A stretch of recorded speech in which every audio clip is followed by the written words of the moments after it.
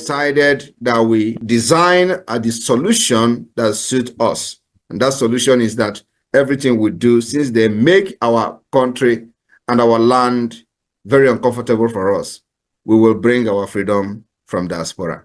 And that's what we're doing today. So the enabling environment that was not created for us in Biafra land, the different countries where we reside have created an environment, and we are struggling to bring this kind of system back to our people for them to live like human beings. So we will always outsmart the terrorist state of Nigeria. Only one, under his leadership, His Excellency Simon Ekpa. Anybody that is confusing anyone or telling you there is another, no, there is nothing. There's just one, recognized by His Excellency Simon Ekpa. And we can pray. Once he has that communication, Biafrans, we understand that Obato Obie does not take no crap from nobody. No matter who you are, you must respect that authority. That authority is the only thing that can protect all of us. But we thank God, somebody said this is a transition period. If these things does not happen, Biafrans will not know who is following our prime minister, who wants him to fail, who wants him to be out. So this moment is ordained to happen so that Biafrans will know who is who. Welcome, fellow Biafrans, lovers of freedom across the world. I welcome you to this amazing program. Thank you so much for joining us once again on this platform. I appreciate you wherever you are connecting from. Please like and share this program. And remember, this platform where you are watching this program is Biafra Exodus Hard Talk TV, a platform that stands with the United States of Biafra, under the command of our Prime Minister Mazi Simon Ekpa, and on the Supreme Command of Mazi Nnamdi Kanu. Today, under the control of Deputy Prime Minister COS Dr. Ngozi Orabueze, we bring information from the right source, the United States of Biafra, the government of our Prime Minister Mazi Simon Ekpa. Wherever you are watching this program from, I urge you in the name of Chukwu Okike Abiama to like and share. Information is power. Remember, our Prime Minister encouraged us to engage in radical evangelism. Our Supreme Mazi Nnamdi Kanu told us to carry everybody along. In doing that, you must help us to share this video. Like and share to family and friends and to every platform where you belong. This information has actually given some restrictions and the timing through whereby these restrictions will have to continue. So do you know that in that particular situation there is tension? About 36 cows have been killed, all right, and 42 poisoned following Governor Muftuwang's night grazing ban. Now, since the night grazing ban, some farmers have gone to poison their farmlands, and some of the cows have also been killed. Now, the Miyetti and Lao Cattle Breeders Association of Nigeria announced that in Basa local government area of Plateau State, 36 cows were killed and 42 were poisoned. This incident follows a ban on night grazing issued by Governor Caleb Muftuwang in response to recent violence in the state. Yao Idris, the chairman of MACBAN for Basa local government, provided additional insights indicating that poison was placed on garden eggs and spread across the grazing area. He urged the Fulani community to not resort to self-justice. Well, you will not be surprised that this is a vengeful means. You go kill people, continue what you're doing, and then you think that people do not have the means to retaliate. Well, as it stands right about now, Governor Muftuwang has told his people to protect themselves, should defend themselves in whatever capacity he did not disclose, but he said they need to defend themselves. Now, the president has constituted a population census committee. All right. The president instituted a population census committee, and Nigerians said, wow, what kind of committee members are this? You have North Central, Northwest, North Central. You also have most of them from the Southwest. You have Atiku Bagudu. You have, that's a budget minister. You have a couple of them whom a lot of Nigerians are saying, you guys, why is that committee not fully represented? What is the motive behind this? We'll be looking into that as to the fact that the persons that were put together for that particular population census upcoming to plan it, why are they not all around the regions? Why just the north, some aspects of the north, and then basically the southwest? What's the agenda? Permutations are going that they want to possibly inflate the population census results, that the idea that the north is more populated than every other region, well, it will now be something of the past. Or maybe this means through which that mirage that you need the north to win elections may not be so. Like I said, different permutations are coming across board concerning that, but we'll be looking at the objective formation of that team and what they stand to represent, how they intend to organize the population census after they're able to submit the report to the president. So, ladies and gentlemen, I have right here in the studio barrister, pastor, chief, doctor, professor, chairman, Barrister Darlington Agumore. Barrister Darlington, how are you? You mean all this for me? Only you. Only you. Okay, no problem. I also have right here Mr. Tochukwu Ezukama. He is a researcher, a thought provoker, an editor, a writer, an author. He is also a social and political commentator. Mr. Tochukwu, good evening, and thank you for joining us on the Evening Rush today. Good evening and welcome. So we have a lot of demystifying to do. Yeah. And it's quite imperative that we're able to put heads together and try to sieve out the wheat, the propaganda, the conspiracy theory from the facts. Okay? Now, I'm going to start with you, Barrister Darlington. Why is it that the youth or the Southeasterners are not joining the Nigerian army? It's a quota system, and every region needs to be represented. The Southeast is underwhelmingly represented. What do you think is the reason for that? Good, Esther. The quota system was meant to balance things across board in Nigeria. Okay. That was the origin of quota system, especially after the war that some people were backwards and all that. In order to give them a sense of belonging, they say, okay, let there be quota system. But over the years, this thing has been abused. Deliberately abused. Some of this quota system thing is no longer applicable. It favored the North mostly, especially in academics, in educational system. You think it favors the North? Not I think.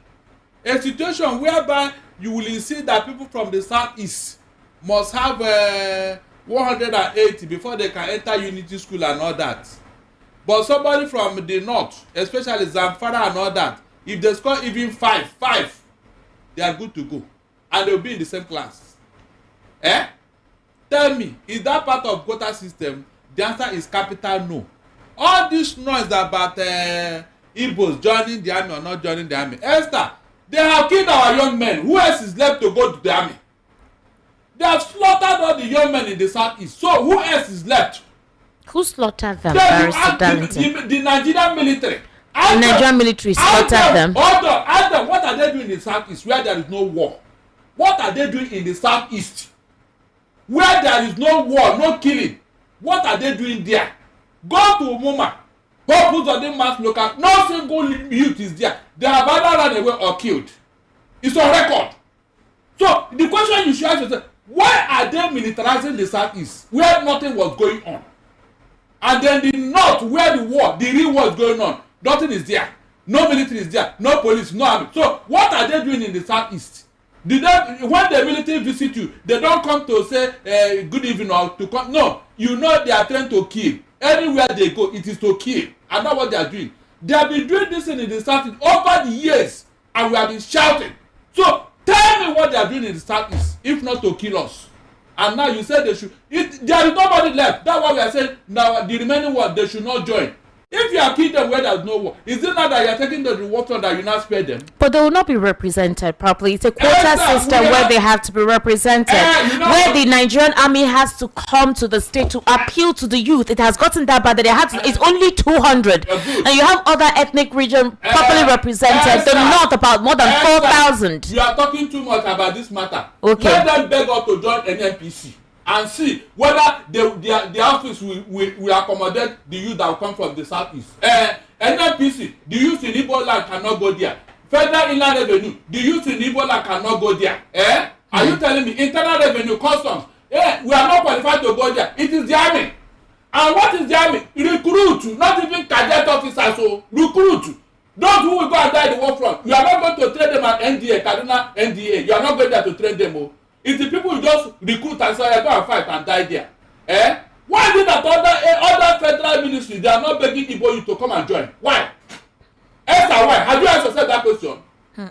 CBN, they won't beg the Igbo you to come and join them there. We have enough in the military. Let them promote those ones. Let them promote. Let us see that they have reintegrated into the Nigerian military. We have enough use. There are enough people in the military. Now, let them treat those people the way they have been treating people from the north. That's what we are saying. All right, Mr. Tochukwu Ezekama. Yes. Why do you think that the Southeasterners are not joining the army? They need persons between the age of 18 to 22 years.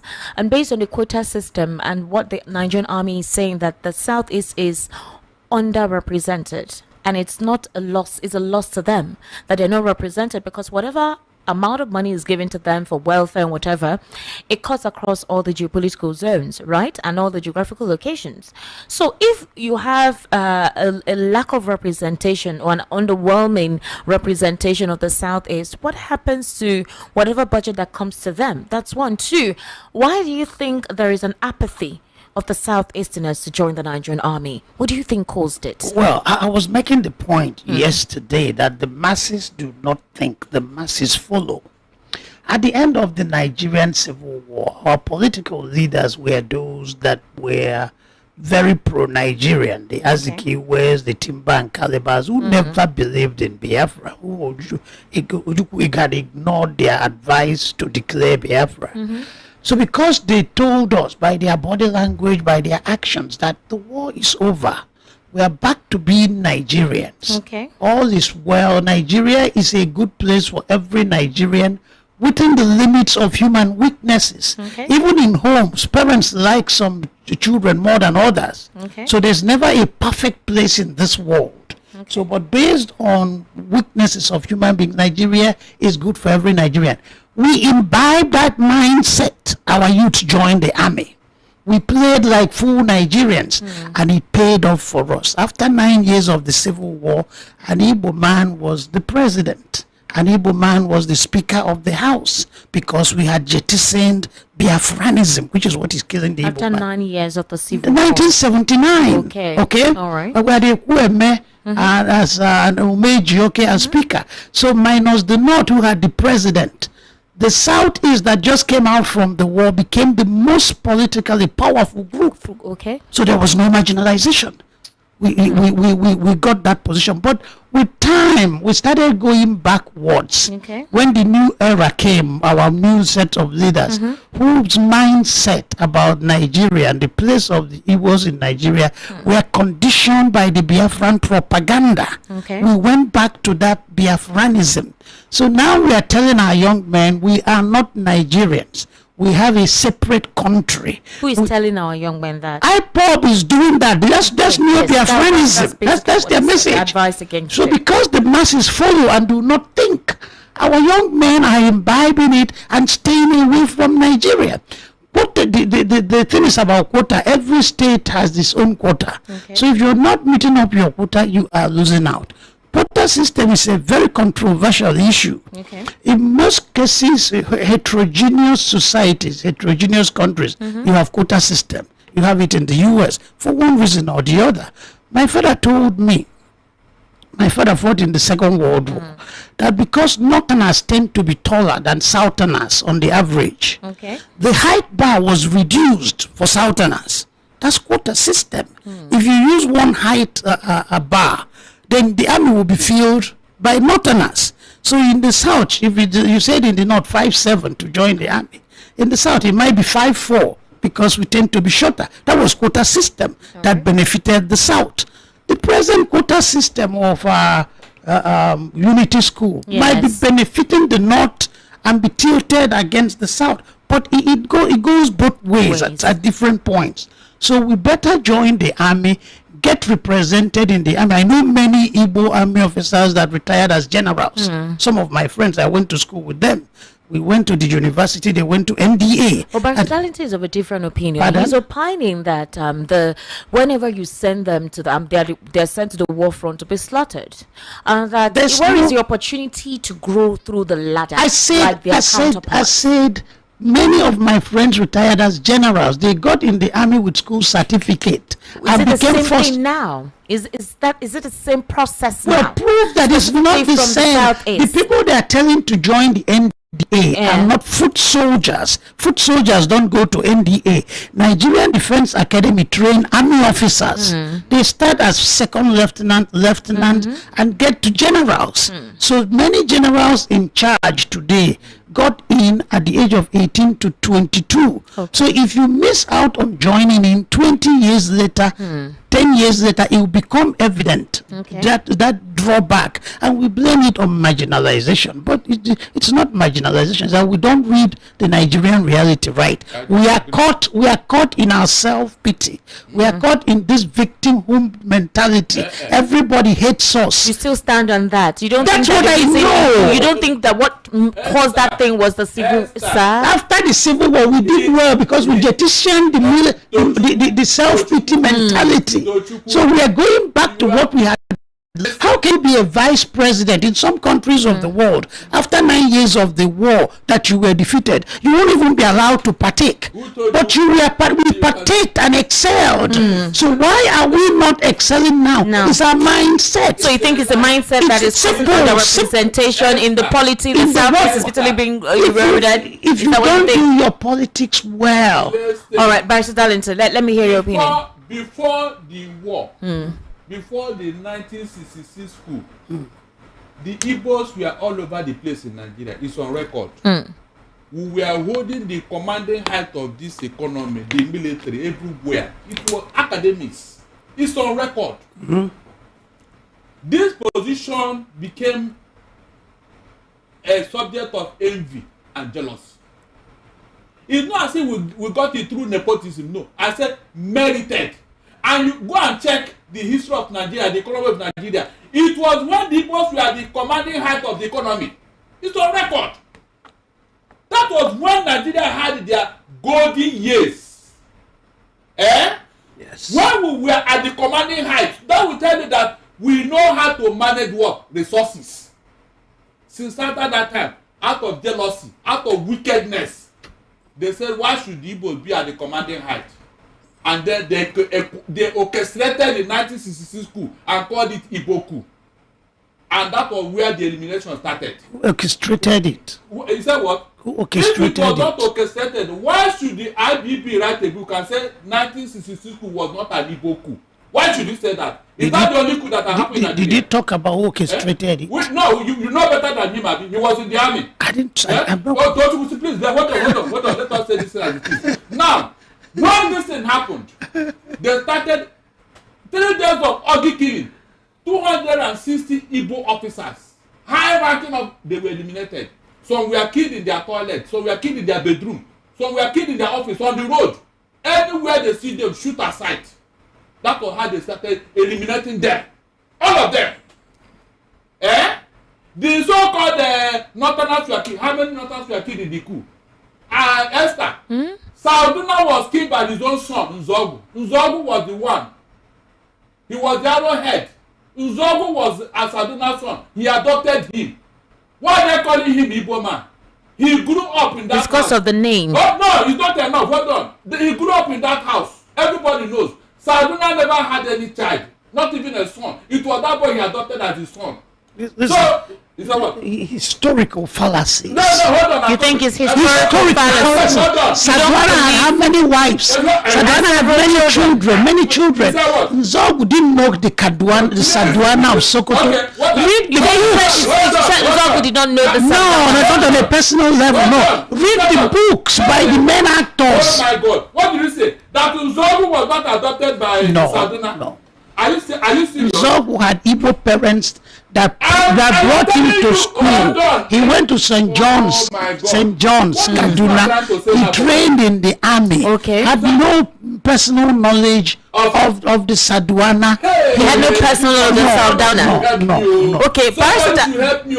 Now, do you know that when Zongo died at Abagana, after the Abagana, died at Nsukka sector in the early days of the war. he died at Nsukka sector In the early days of the war. By Dante, you're saying he died at Abagana. Abagana. That was where the war was hot. He died there. Do you know that when Zongo died, both the Biafran and the Nigerian soldiers, they called for a truce to mourn him for 3 days. They were crying. They cried for the death of Zongo. Okay, when this man died, the one had to order for his corpse to be brought back to the federal side. This was the man fighting for Biafra. Ask where was Zongo buried?